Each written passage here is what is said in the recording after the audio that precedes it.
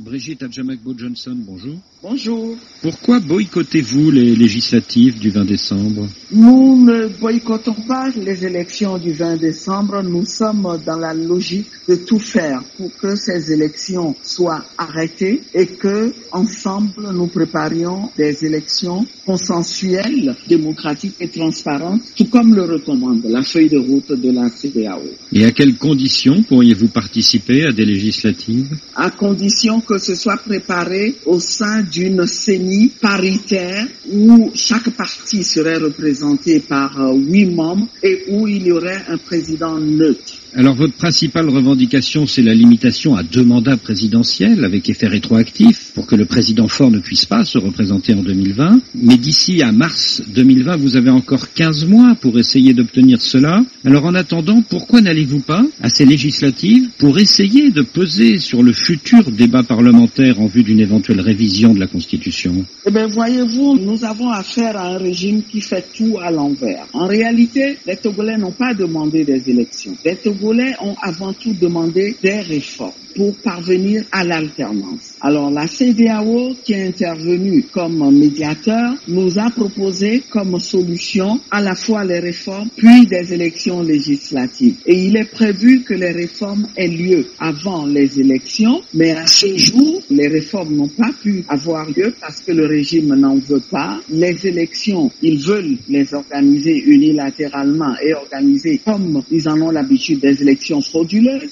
La feuille de route prévoyait également que les détenus, ceux qui sont détenus arbitrairement, soient libérés. Eh bien, je peux vous dire qu'à ce jour, nous avions 44 détenus, mais que tout récemment, on en a pris encore au moins 12. Alors, vous voyez bien que dans ces conditions, il n'y a vraiment pas de quoi vouloir aller à quelque élection que ce soit. Dans la Chambre actuelle, vous avez une minorité bloquante qui empêche le pouvoir de réviser la Constitution à la majorité des 4/5. Alors demain, si vous boycottez, le pouvoir ne pourra-t-il pas faire tout ce qu'il veut? Mais ce qu'il y a de nouveau, c'est que nous sommes dans un processus de règlement de crise qui est encadré par la CEDEAO. Alors nous prenons nos responsabilités en tant que Togolais parce que nous sommes les premiers concernés, mais nous attendons également que la CEDEAO prenne ses responsabilités.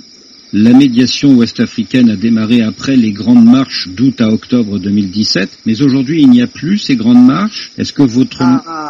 En ce qui concerne les marches, je crois que vous vous trompez. Le peuple a montré qu'il reste déterminé. Nous avons renoué avec les marches. Il y en a eu déjà 2 fois en moins d'une semaine et ne vous en faites pas, nous en préparons 2.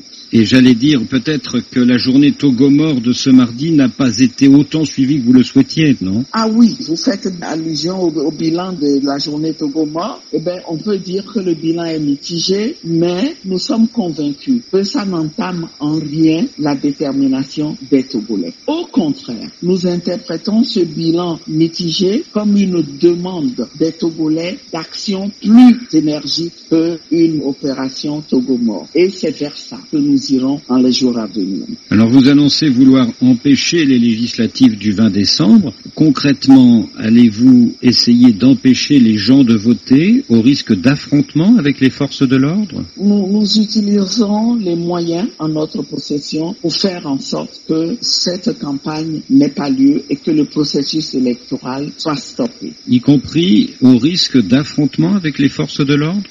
Ben, si affrontement il y a, je pense que ce sera le régime qui en sera responsable. Par communiqué, les 2 présidents facilitateurs du Ghana et de la Guinée lancent un appel pressant à toutes les parties, donc y compris à vous-même, pour qu'elles s'abstiennent de toute violence et pour qu'elles dialoguent. Nous sommes dans cette logique et nous en appelons encore une fois aux facilitateurs. Nous savons qu'ils ont un agenda chargé, mais nous sommes convaincus qu'ils prendront leurs responsabilités et qu'ils interviendront avant que la situation ne dégénère. Et quand Nana Akufo-Addo et Alpha Condé vous demandent de vous abstenir de toute violence, qu'est-ce que vous leur répondez? Eh bien, nous leur répondons que c'est ce que nous avons fait depuis le début du processus de médiation et nous restons dans la même disposition d'esprit pourvu qu'on intervienne à temps pour faire en sorte que le Togo ne bascule pas dans le chaos. Êtes-vous en train de nous dire que vous espérez une médiation de dernière minute avant les législatives du 20 décembre? Non, mais absolument, ce serait logique. politique qu'ils interviennent pour dire